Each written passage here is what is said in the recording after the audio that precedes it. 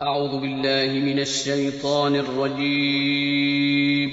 بسم الله الرحمن الرحيم. لو أنزلنا هذا القرآن على جبل لرأيته خاشعا متصدعا من خشية الله وتلك الأمثال نضربها للناس لعلهم يتفكرون. الحمد لله رب العالمين والصلاة والسلام على سيدنا ومولانا محمد وآله وأصحابه أجمعين. اللهم صل وسلم وبارك على سيدنا ومولانا محمد وعلى آله وأصحابه أجمعين. السلام علیکم ورحمۃ اللہ تعالی وبرکاتہ. محترم ناظرین کرام اور سامعین کرام، میرا نام محمد عبد الوہاب ہے اور آج میں اپنی کتاب امثال الحدیث کے تعارف کے سلسلے میں آپ کی خدمت میں حاضر ہو رہا ہوں. یہ کتاب حال ہی میں ہمارے ادارے دارالقلم لندن سے چھپی ہے اور میں اللہ تبارک و تعالیٰ کا شکریہ نہیں ادا کر سکتا کہ اس کی عنایت سے اس کو اتنی پذیرائی ملی کہ ہمارے احباب نے اس بات کی خواہش کا اظہار کیا کہ جہاں قارئین اس کو پڑھیں گے وہیں پر آج کل کا جو ماڈرن میڈیا ہے، ٹیکنالوجی ہے، وہاں ہم نے کیا کریں کہ ہم اس کو ویڈیو کی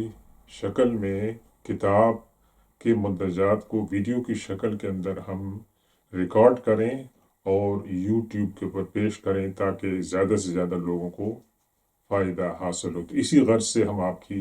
خدمت میں حاضر ہوئے ہیں. سب سے پہلے میں بات جو آپ سے دوبارہ عرض کروں گا کہ اس کتاب کا جو نام ہے امثال الحدیث اور اس کا اردو ٹائٹل ہے پیارے آقا صلی اللہ علیہ وسلم کی بیان کردہ پیاری پیاری مثالیں. تو اس عربی عنوان سے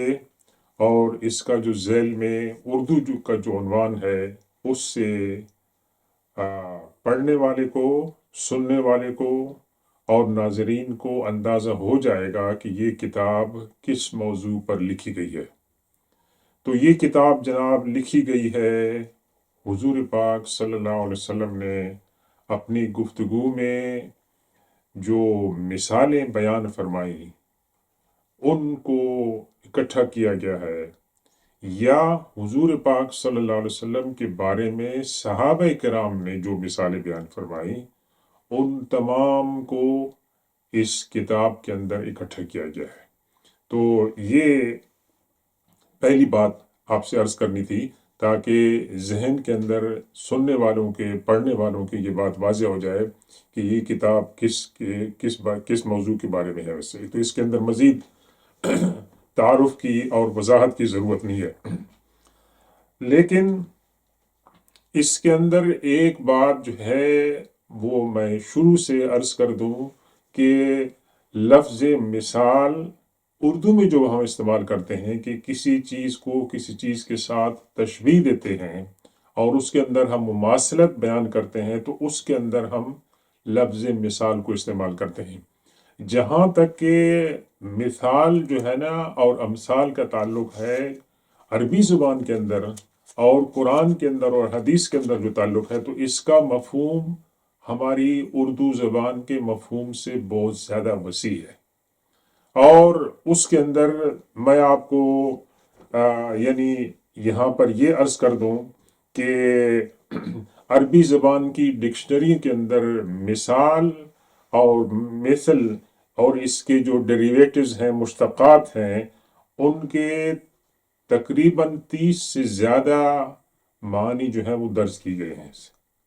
اور ان تمام کے میننگز تو میں ابھی یہاں وقت نہیں ہے کہ میں آپ کو بتا سکوں، لیکن اس میں چند ہیں. مثال کے طور پر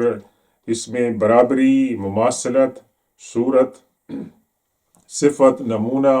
مقابل، حجت، عبرت، مقدار، تصویر، سزا اور بدلے وغیرہ کی جو میننگز ہیں وہ اس کے اندر شامل کی گئے ہیں۔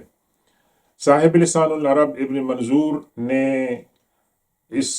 کے جو معنی ہیں ان کو تقریباً 7 صفحات کے اندر جو ہے نا درج کیا ہے۔ مثال اور مثال کے جو مشتقات ہیں ان کو 7 صفحات کے اندر درج کیا، تو اس سے پتہ چلتا ہے کہ اس کے جو معنی ہے اس کے اندر کتنی وسعت ہے۔ اب جب آتے ہیں اس کتاب کے اندر، تو اس کتاب کے اندر بنیادی طور پر 3 جو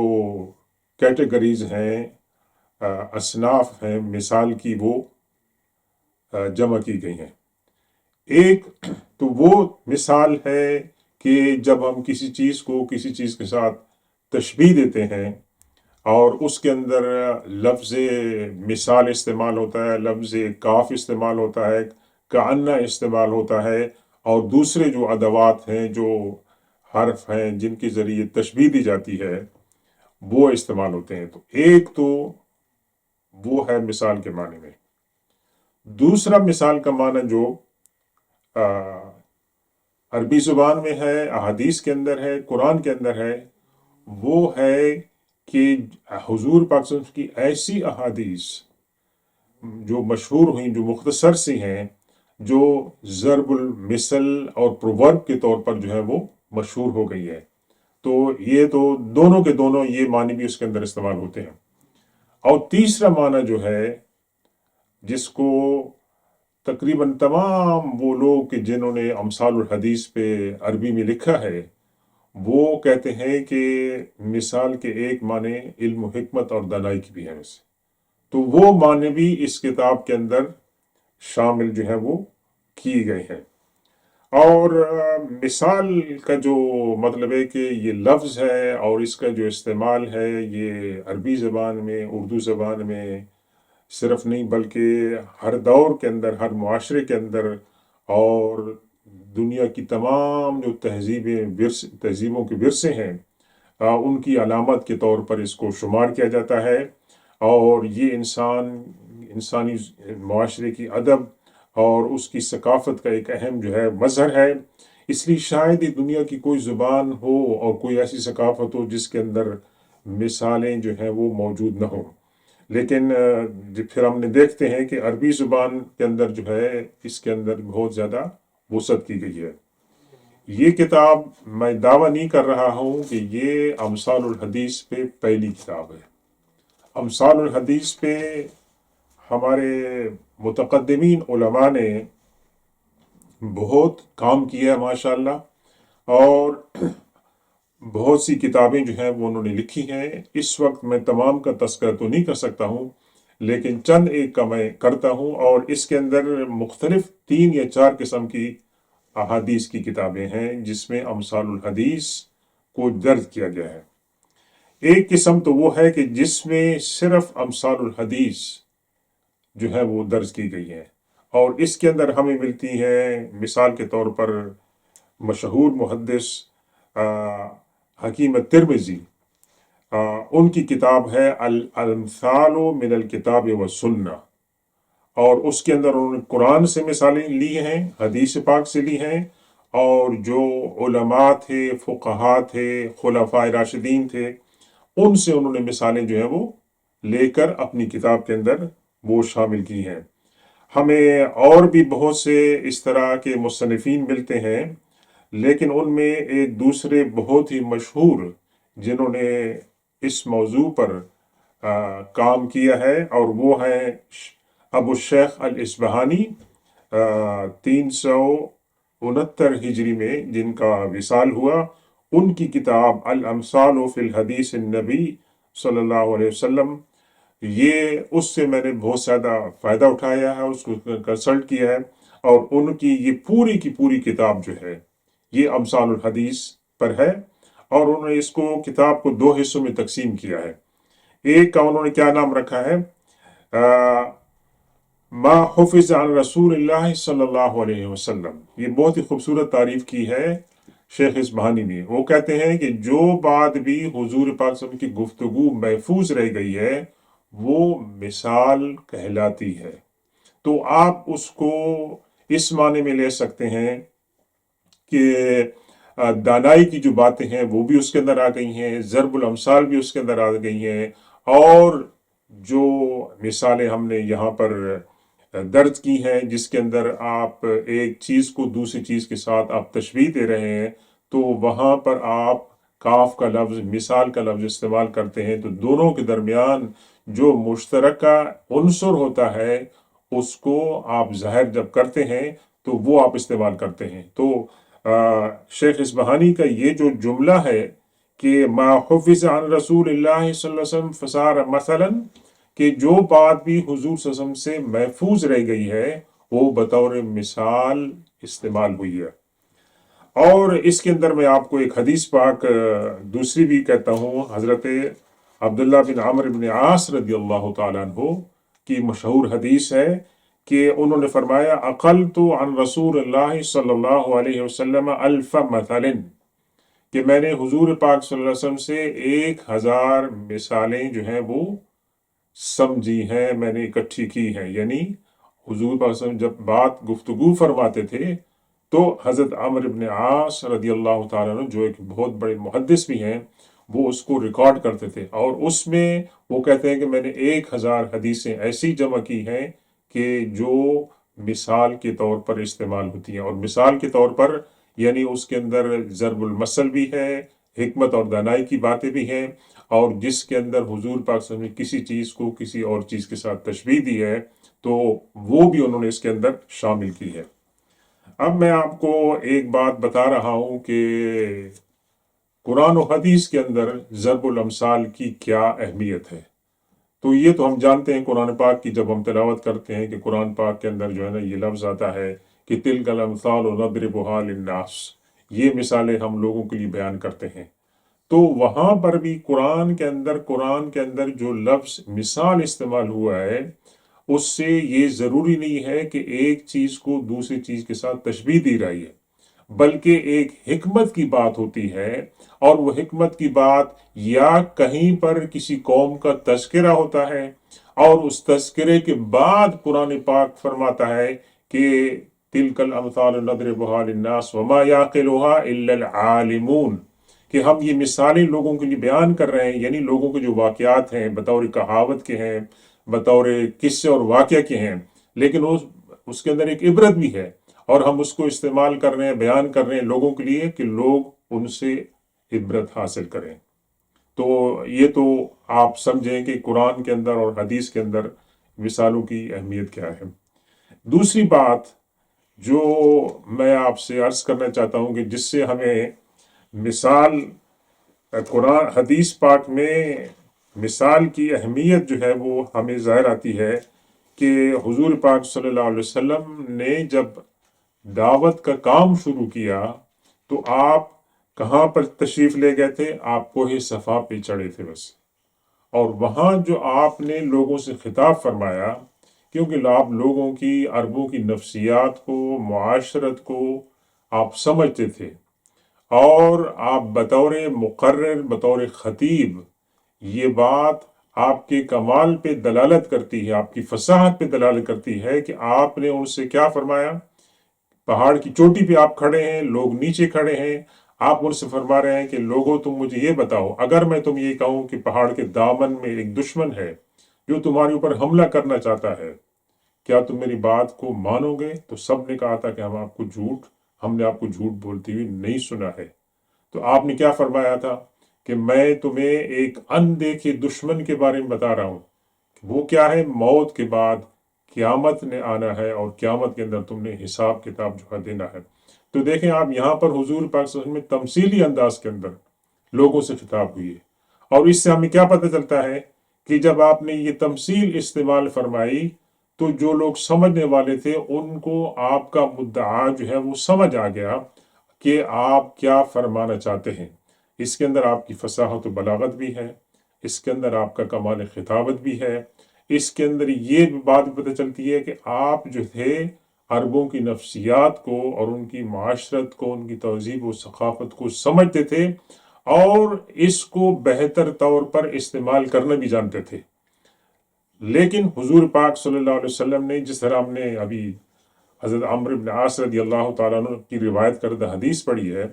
کہ عقلت عن رسول اللہ صلی اللہ علیہ وسلم الف مثل، بہت زیادہ استعمال جو ہے حضور صلی اللہ علیہ وسلم نے مثالوں کو استعمال فرمایا۔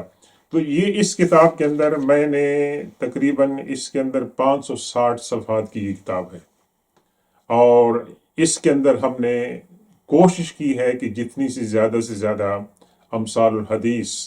ہم جمع کر سکیں وہ اس کے اندر ہم نے کی ہے۔ لیکن میں یہ دعویٰ نہیں کرتا ہوں کہ میں نے احادیث کے اندر تمام کی تمام امثال الحدیث جو ہیں وہ میں نے جمع کی ہے، حد المقدور میں نے اس کے اندر کوشش کی ہے۔ امثال الحدیث کے بارے میں اور بہت سے مطلب ہے کہ علماء نے،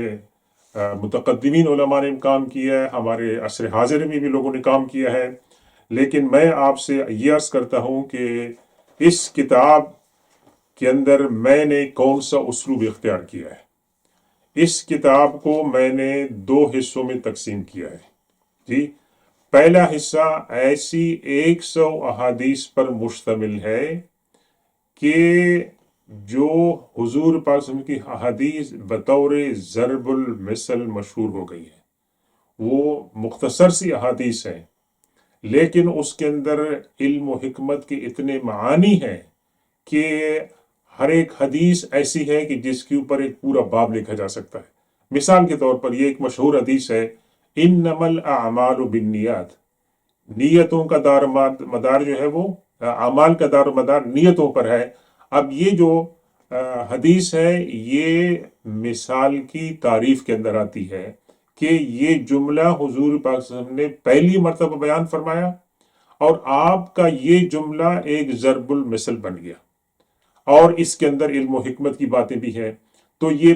پہلے حصے میں 100 احادیث ہم نے ایسی درج کی ہیں کہ جو ہماری اردو زبان کے اندر ہمارے جو مثال کے معنی ہیں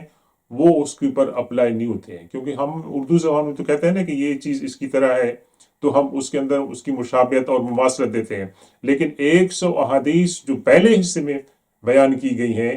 ان کے اندر ایسی کوئی چیز نہیں ہے، لیکن عربی زبان کے مفہوم کے لحاظ سے ان پر امثال الحدیث کا اطلاق ہوتا ہے، اس لیے ایک حصہ میں نے اس پہ شامل کیا۔ دوسرا جو حصہ ہے، جو بڑا حصہ ہے کتاب کا، اس کے اندر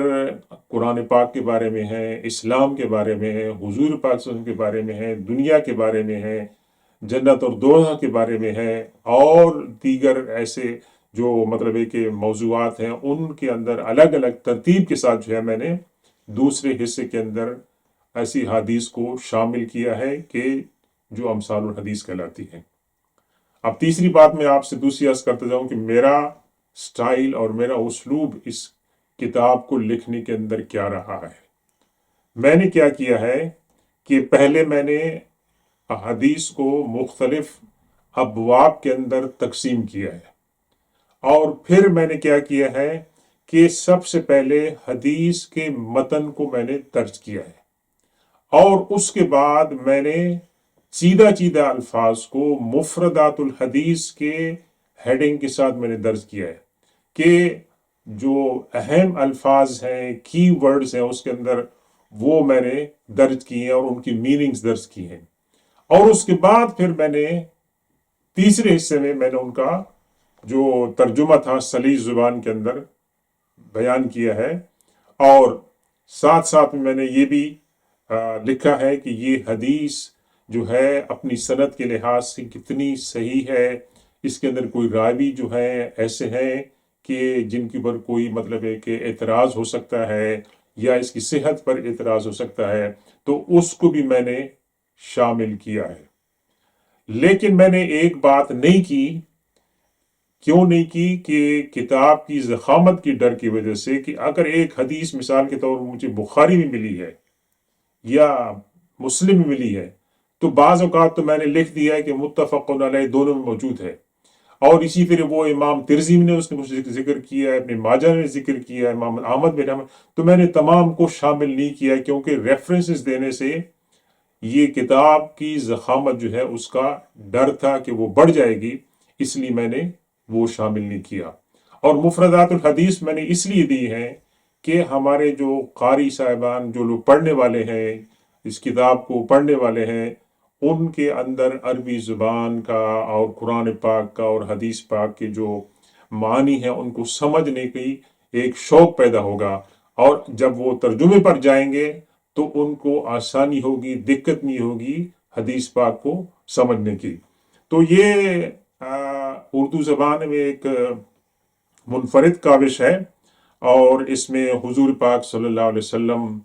اور آپ کے صحابہ کرام کی بیان کردہ پیاری پیاری جو مثالیں ہیں وہ ایمان اور حکمت سے لبریز ہیں، اور ان کو مخصوص ترتیب کے ساتھ جو ہے ہم نے اس کے اندر اکٹھا کیا ہے۔ اور یہ ہمیں کیا بتاتے ہیں کہ حضور پاک صلی اللہ علیہ وسلم جو نبی امی ہیں،